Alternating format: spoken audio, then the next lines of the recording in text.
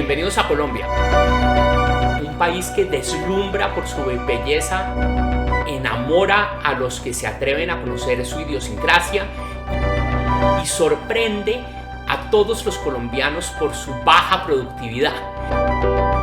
En este podcast CPC, Café, Postre y Competitividad, el Consejo Privado de Competitividad explorará con sus investigadores, con expertos, las razones que hacen que seamos tan poco competitivos y cuáles son las avenidas a futuro para lograr mayores niveles de bienestar para todos.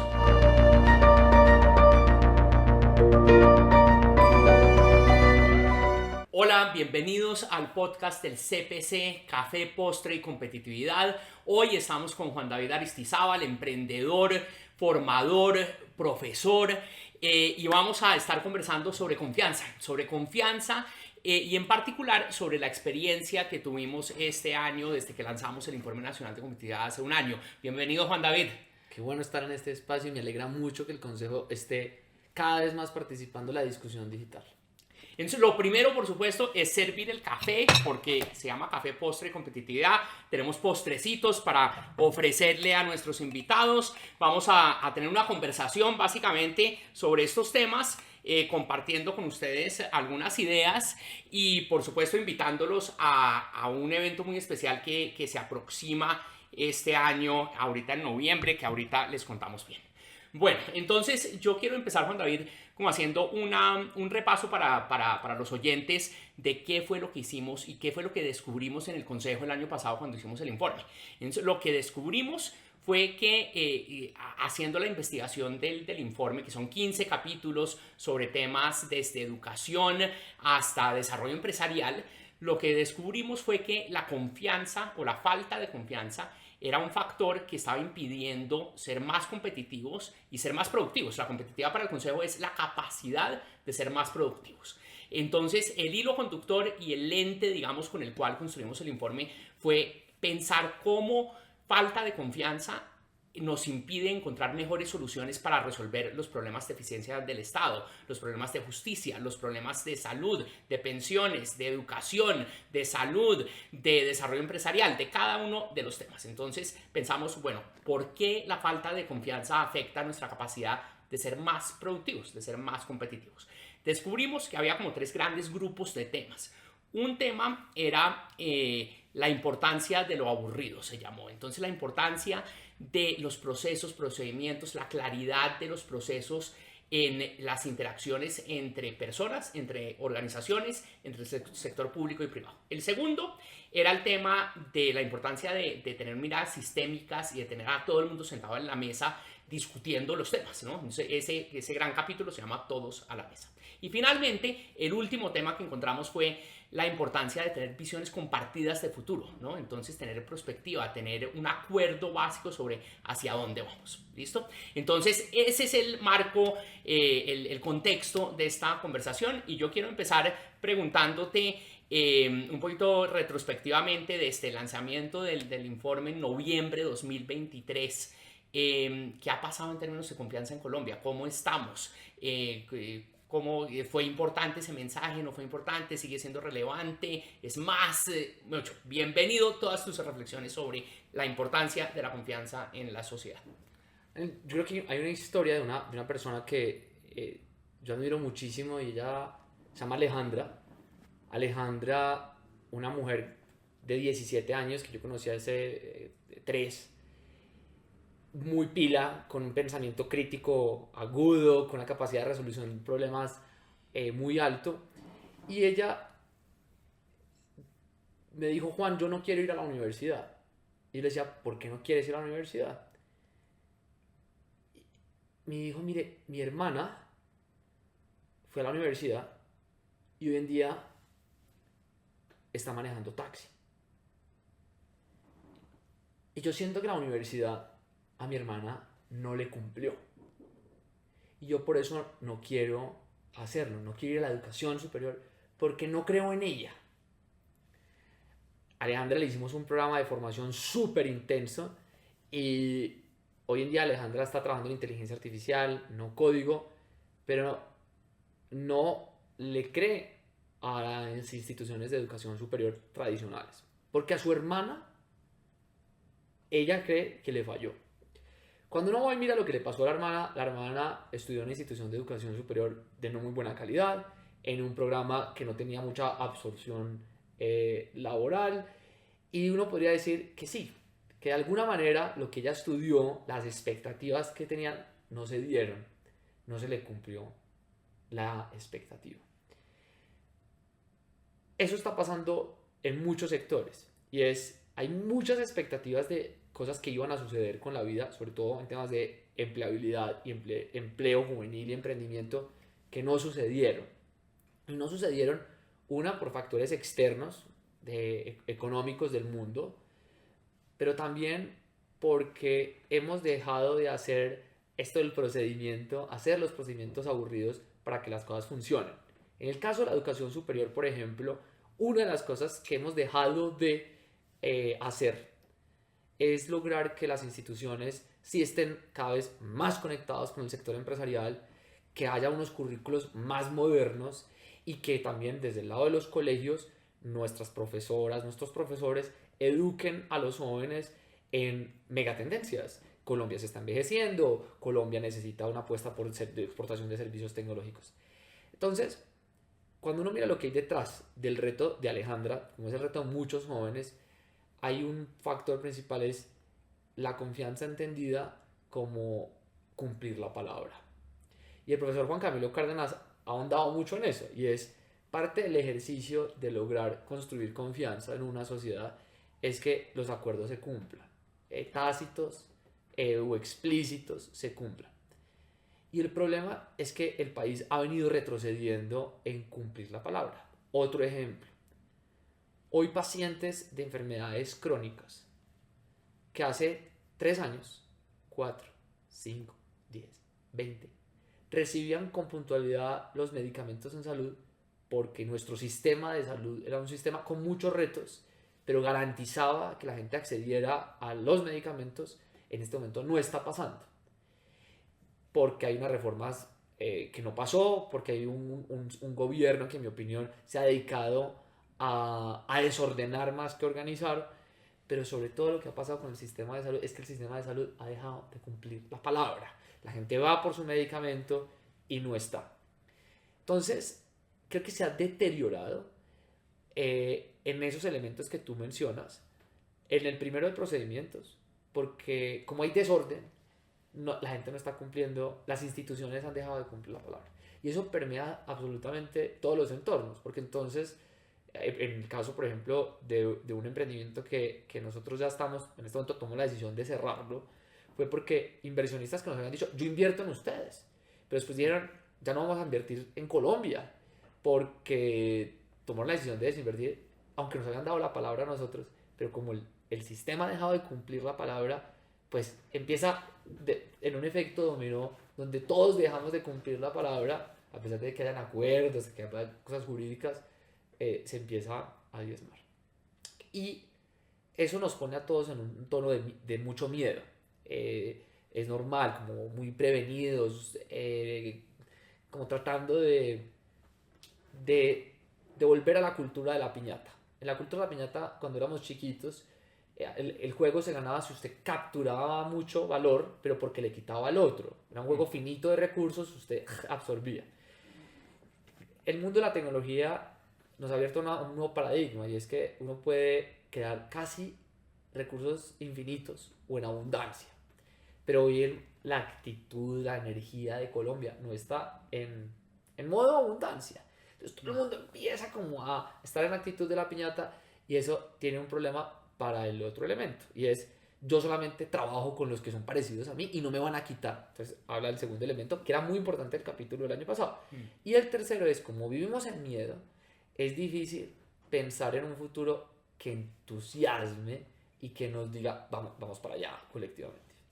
Súper buenas reflexiones, varias cosas a las que quiero reaccionar.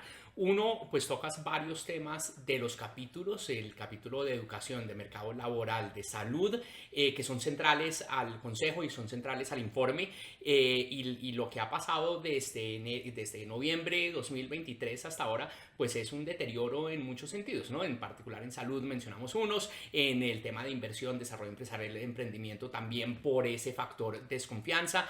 Me gustó mucho lo de la cultura piñata. Yo lo tenía en mi cabeza, lo tenía en términos más económicos, que es el siguiente, pero es lo mismo, es la mentalidad suma cero, que solo puede haber ganancias de una persona a costa de otra, cuando en realidad hay una cantidad de oportunidades gana-gana donde ambos ganan. No es que uno gana a expensas del otro, ¿cierto? Pero eso se da cuando hay crecimiento, cuando hay oportunidades, no cuando estamos en una situación de crecimiento o de crecimiento cero, y la confianza pues es crítica para lograr esas relaciones gana-gana, ¿cierto? Entonces quiero, Juan David, de pronto profundizar un poquito más en las diferentes formas en que la confianza nos afectan socialmente, ¿cierto? Ya tocaste varias. Entonces, la definición que usamos de confianza es esa certidumbre de que en el futuro una contraparte no nos va a engañar, no se va a aprovechar de nosotros, no va a incumplir la palabra, ¿cierto? Incumplir lo prometido,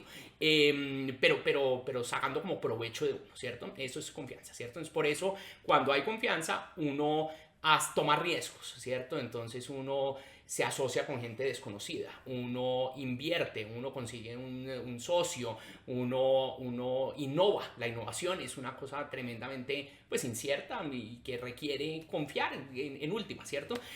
Hace poquito supe de la historia de una persona involucrada en finca raíz, y me contaba una historia que es muy diciente de esta mentalidad de cero confianza, ¿cierto? Me decía, vea, por más de que uno escriba un contrato que dice, sí, el vendedor en el momento en que reciba el depósito de 10% va a entregar la llave y listo, ¿cierto? Y llegó y tenía 2 clientes que el vendedor decía, hasta que yo no vea la plata ahí en mi cuenta, yo no entrego la llave.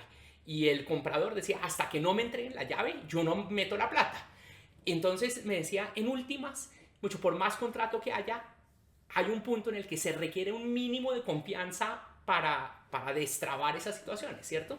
Entonces, pensando un poquito y desarrollando esta idea de la historia de los inversionistas que se patraciaron pues, por la desconfianza generalizada, ¿cómo más estás viendo que se está manifestando esa desconfianza en oportunidades perdidas? Y acabas de decir un punto esencial en esto de los contratos, porque uno de los mecanismos de destrabar la desconfianza en esos casos es que haya un sistema judicial que te permita resolver el problema de la desconfianza rápido, porque digamos, yo le entrego la llave, usted me entrega la plata y no me cumple, pues hay un sistema que me hace que cumplas la palabra. Y entonces te responden de manera muy rápida para que vaya y resolvamos el conflicto que se generó porque o tú o yo no cumplimos la palabra. El problema es que cada vez más, y hemos visto en las cifras de violencia, cómo ha aumentado, por ejemplo, las riñas callejeras. Y cuando uno habla con trabajadores sociales de las alcaldías, por ejemplo, de Medellín o de Bogotá, hay un elemento que tiene que ver precisamente con esto que estás hablando de confianza. Y es que la gente está cansadísima que a la gente incumpla la norma, incumpla la ley, no pase absolutamente nada y toman la decisión de ellos hacer justicia por sus propias manos. Ese es el mayor deterioro de un sistema de desconfianza. Porque si yo no confío que hay un sistema judicial que se aplica, en últimas empezamos a entrar en la ley de yo me tengo que defender. Y en última está en riesgo lo más sagrado, que es la vida. Y eso ha venido incrementando. Pero por el otro lado, a pesar de este caos, que parece como hecho por un Joker, como una anarquía que nos quieren llevar allá, hay unas instituciones como ustedes, hay organizaciones, por ejemplo, ahorita el Consejo de Privado de Competitividad con el CESA están haciendo unas cosas alrededor de cómo hacer y juntar un montón de gente. Yo acabo de estar en Apartador en Antioquia trabajando alrededor del cooperativismo, de cómo reinventamos el cooperativismo en Colombia en los próximos años. Entonces, el punto de incomodidad con el grado de desconfianza que estamos viviendo también nos ha hecho mover a otros actores a decir, no, nosotros no nos vamos a dejar quitar la esperanza de que sí podemos juntarnos a resolver este problema. Entonces, creo que en positivo de lo que nos ha pasado es que pues estamos teniendo este podcast, ustedes, creo que nos estamos organizando sociedad civil, organizaciones alrededor de, nosotros somos mucho más superiores que el software que nos están tratando de imponer para este momento del país. Súper interesante. Entonces, me gusta mucho este twist ya de pensar como en positivo, ¿cierto? ¿Qué hacemos, cierto? ¿Qué hacemos para salir de un impasse, como de un hueco de desconfianza que además también alimenta la polarización, ¿cierto? Esa desconfianza extrema pues genera que sintamos que no pertenecemos como a la misma sociedad, ¿cierto?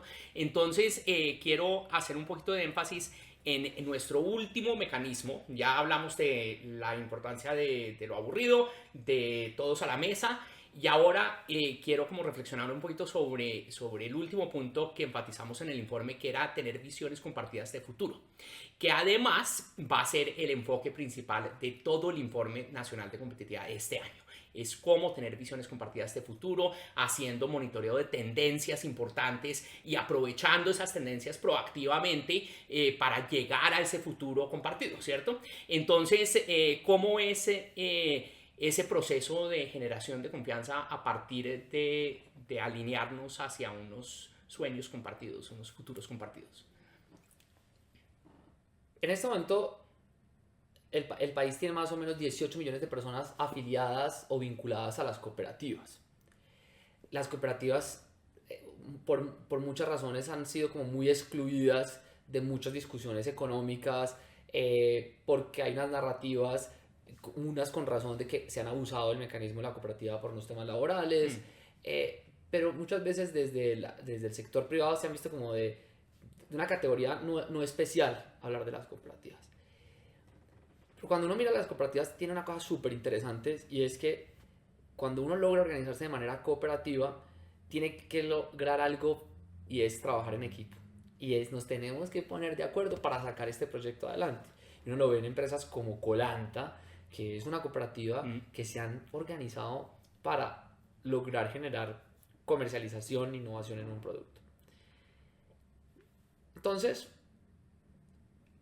hay otra narrativa por allá que dice que Colombia tiene que decrecer y que Colombia tiene que ir para abajo y ser pobre. Pero uno habla con las colombianas y los colombianos viajando por territorios, y yo no he encontrado el primero que me diga, yo sí quiero ser pobre. Pero la mayoría sí me dice, yo lo que quiero es que todos vivamos mejor. Y creo que ahí hay un elemento importante para esa visión compartida, es que vuelvo al cooperativismo y lo uno. Y es, uno de los planteamientos del futuro es que el modelo que tiene que encontrar Colombia tiene que ser un modelo que nos integre a todos.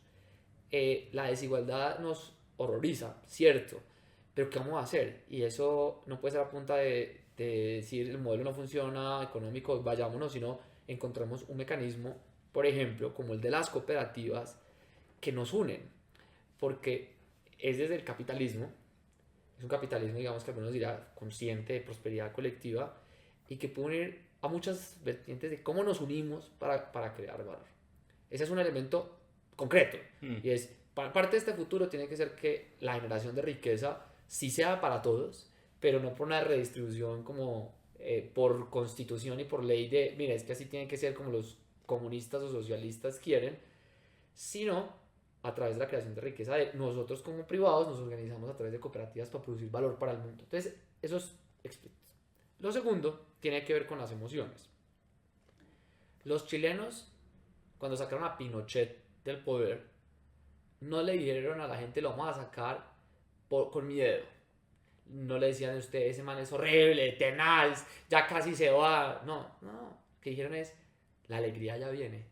E hicieron una campaña alrededor de la alegría. Sí. Incluso ellos con un miedo profundo de una represión, lo que le dijeron a esa gente es, vamos para adelante, este país tenemos que caber todos. Y lograron con entusiasmo construir esa visión futura. Entonces, para esos escenarios, claro que los necesitamos construir, pero tenemos que lograr construir puentes muy concretos. Por ejemplo, el cooperativismo yo creo que es un camino que nos puede unir a voces muy distintas de necesitamos generar riqueza, necesitamos nuevas instituciones. Este país necesita distintas instituciones que nos agrupen. Pero por el otro lado, no puede ser a punta del maltrato y el golpe hacia el contrario. Esto lo digo de esta manera. A mí a veces gente que piensa que digo, pero ¿qué les pasa? Pero si queremos construir esa visión futura, creo que un elemento fundamental es la autorregulación de las emociones del odio, que uno dice, pero es que están destruyendo. Pero del otro lado también pueden pensar lo mismo y creo que hay que conectarnos con una emoción como la alegría, como lo hicieron los chilenos, es decir, tenemos que caber. La concertación chilena tuvo gente del gobierno de Pinochet en ese proceso para seguir adelante. Sí, excelente. No, buenísimo. Ese es un poco el propósito del CPC este año. Dijimos, alejémonos un poco del modelo de informe donde únicamente miramos como retrospectiva hacia atrás, ¿no? De qué ha pasado, dónde estamos ahora y nos quedábamos acá, sino partamos al revés. Pensemos hacia dónde queremos llegar y ahí sí miremos cómo llegar allá, ¿cierto? Entonces la invitación del Consejo este año es exactamente en esa línea, encontrar mecanismos de trabajo en conjunto, de generación de valor en conjunto, de generación de confianza en conjunto. Y esa es como la gran invitación este año. El lanzamiento del informe este año es el 13 de noviembre, acá en Bogotá, en la EAN, todos muy invitados. Vamos a enfocarnos en esa parte de visión compartida de futuro, construcción de futuro, construcción de confianza para lograr esas metas, pensar colectivamente en mecanismos para lograrlo. Me gusta mucho el punto del control de las emociones. Y como en la validación del contrario, ¿cierto? Uno ve que cada vez es más frecuente que gente que piensa diferente muy rápidamente llegue a un punto en el que, piensas diferente a mí, eres un enemigo, ¿cierto? Y eso me parece súper dañino, ¿no? Súper dañino y yo creo que otra invitación... Sin renunciar a las convicciones de uno. Exacto, sí, total. Entonces creo que el gran reto es cómo lograr construir juntos, convivir pacíficamente juntos, llegar a acuerdos sobre ciertas cosas, reconociendo y manteniendo diferencias que son legítimas y a veces el objetivo de conversar no es siempre convencer el uno al otro, es ok, entendernos, escucharnos y ver hacia dónde podemos construir algo donde todos ganemos, ¿cierto? Socialmente. Entonces, no, ese punto me pareció buenísimo. No es cuestión de convencernos y creo que eso es parte como de nuestra cultura de como debate, que siempre estamos acostumbrados a que nos dicen, si usted tiene un desacuerdo, tiene que sentarse, mirar ambas posiciones y luego hay una votación de quién ganó, ¿cierto? Y eso es súper confrontacional, ¿no? Y además que, como en riesgo también está en el mundo la democracia. Y se está haciendo una pregunta, ¿el futuro de la democracia cuál es? Creo que uno de esos elementos importantes hoy es la mejor forma de que cuidemos la democracia es que hagamos todo lo posible para que tengamos comportamientos y acciones que la cuiden. No necesitamos que Batman o la Mujer Maravilla que esté en el Congreso o en la Casa de Nariño cuide la democracia. Es nosotros y es lo que acabas de decir. Oigámonos, uno puede tener vehemencia en el discurso, en la emoción, pero sin que lleguemos a un punto en el que la gente esté prefiriendo que no hayan voces disonantes, que es lo más grave. Es como, no, prefiero que no haya. Entonces salió un estudio sobre la polarización en el mundo y entonces salía un país que Arabia Saudita o Singapur no había polarización. Y decía, es que ese sí que no es el referente, porque cuando no hay democracias plenas, pues lo que pasó es que el contrario... Nadie se atreve a decir nada. Y bueno, y China, entonces como, no, lo que necesitamos es voces que sean muy, muy, muy distintas y que incluso después del debate con alegría, digamos, nos tengamos que sentir muy contentas y muy contentos, es decir, somos capaces de este grupo de autorregularse para seguir construyendo colectivamente. De acuerdo, excelente punto. De hecho, el invitado especial para el lanzamiento del informe, el conferencista invitado, es Glenn Weil, que ha trabajado mucho, pensado mucho en democracia, en futuro de las sociedades con tecnología. Entonces vamos a ver qué nos va a contar Glenn.